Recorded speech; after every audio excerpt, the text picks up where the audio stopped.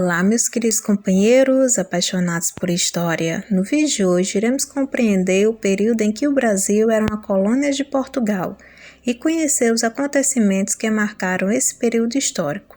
Mas antes de assistir o vídeo, não esqueça de deixar o seu like, comentário e se gostar do canal, se inscreva. No dia 22 de abril de 1500, a expedição portuguesa liderada por Pedro Álvares Cabral desembarcou em terras que futuramente se tornaria o Brasil. A nova terra, chamada Vera Cruz, ou Terra dos Papagaios e Santa Cruz, nas cartas de Pero Vaz de Caminha e Mestre João, foi oficialmente chamada de Estado do Brasil em 1530. Em 1530, Martim Afonso de Souza, recebendo ordens de Portugal, iniciou novas expedições às terras brasileiras, com o objetivo de demarcar um novo território e instalar uma administração colonial. Em 1534, foi instaurado o sistema de capitanias hereditárias, dividindo o território brasileiro em 14 capitanias e 15 lotes chefiadas por membros da nobreza, que possuíam a confiança de Dom João III. As capitanias hereditárias eram um sistema de administração territorial da América Portuguesa, com o objetivo de colonizar e explorar o território. Porém, esse sistema durou apenas 16 anos. As capitanias foram importantes para o desenvolvimento de vilas, que aos poucos se tornaram províncias, até fundar estados do Brasil. As capitanias que se destacaram foram a de Pernambuco e São Vicente. Em 1494, o Reino de Portugal e a Coroa de Castela assinaram o Tratado de Tordesilhas, que dividia as terras descobertas na América. A França não concordava com esse tratado e promoveu expedições para fundar uma colônia francesa no Brasil.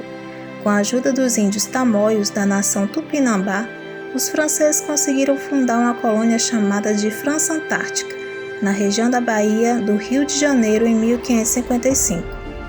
Porém, sob o comando do governador-geral Mendes Sá, a colônia francesa foi destruída.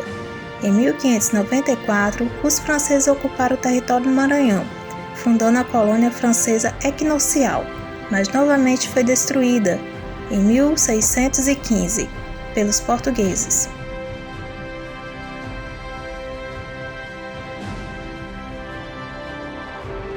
O território brasileiro era extenso e isso dificultava a administração da colônia.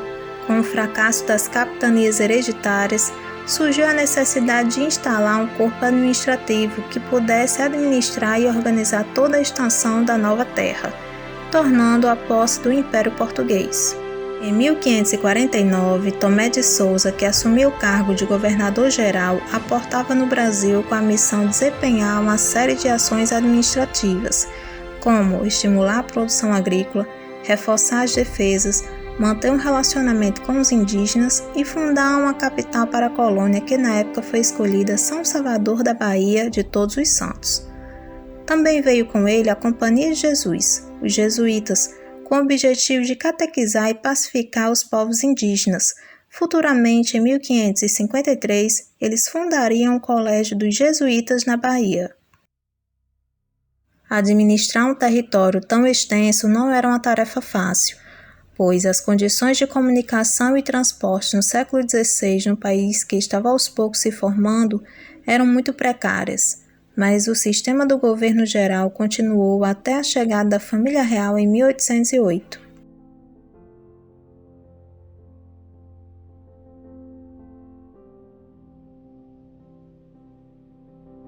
O açúcar foi a principal fonte de riqueza da colônia durante os séculos XVI e XVII.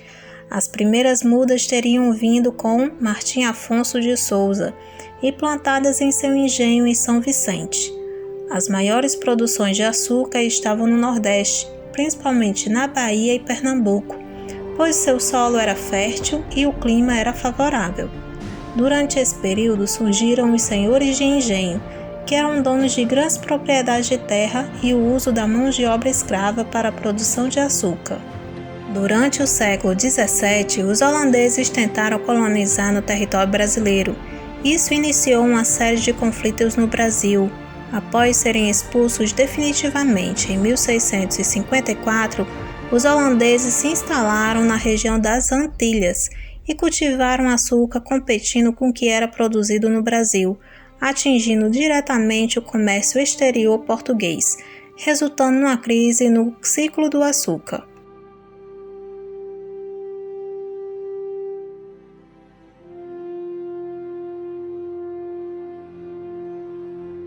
No século XVI, após a crise da cana-de-açúcar, houve a descoberta de ouro e pedras preciosas no território brasileiro. Então, Portugal promovia e estimulava expedições no interior do Brasil, com o objetivo de expandir seu território, as chamadas entradas.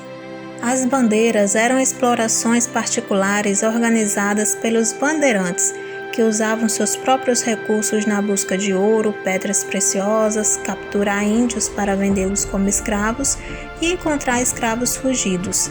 As bandeiras também agiam como uma alternativa para garantir a proteção do governo colonial contra os ataques indígenas.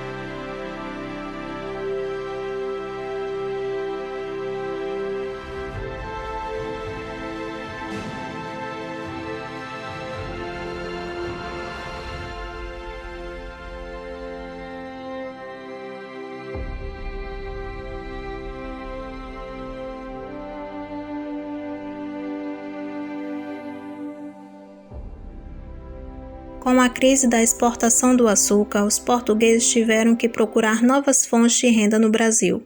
As explorações realizadas no final do século XVII até o século XVIII em busca de ouro nas regiões de Minas Gerais, Goiás e Mato Grosso foi importante para a formação de diversas vilas, que futuramente se tornariam cidades, como São João del Rei, Mariana, Ouro Preto, Jaraguá e outras. O ouro tinha se tornado a atividade econômica mais importante do Brasil. O primeiro ouro achado foi chamado de ouro de aluvião, encontrado nos vales dos rios Doce e das Mortes, em Minas Gerais.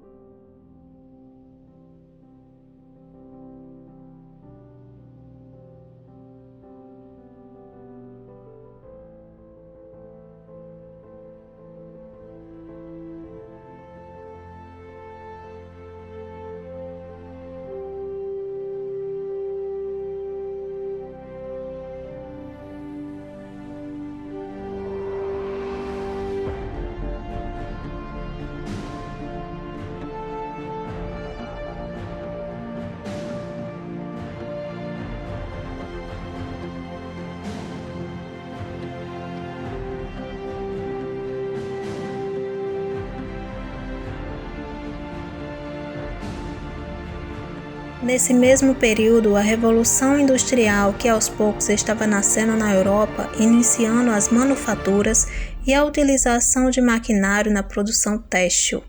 Então, Portugal assinou o Tratado de Methuen, ou Pano e Vinho, com a Inglaterra, que vigorou até 1703 a 1836. Nesse acordo consistia no cumprimento de compra de tecidos ingleses em troca da venda dos vinhos portugueses aos ingleses. Esse acordo, com o tempo, estava difícil de cumprir, pois a Inglaterra estava se modernizando, produzindo tecidos em larga escala, e Portugal não, o que resultou no endividamento do país com a Inglaterra. Por isso, grande parte do ouro encontrado no Brasil serviu como abatimento dessa dívida. No século XVIII, o ouro atingiu o seu apogeu, promovendo o fluxo de mercadorias e pessoas nas áreas exploradas, nascendo as primeiras cidades. Nesse período, a capital do Brasil foi transferida para o Rio de Janeiro.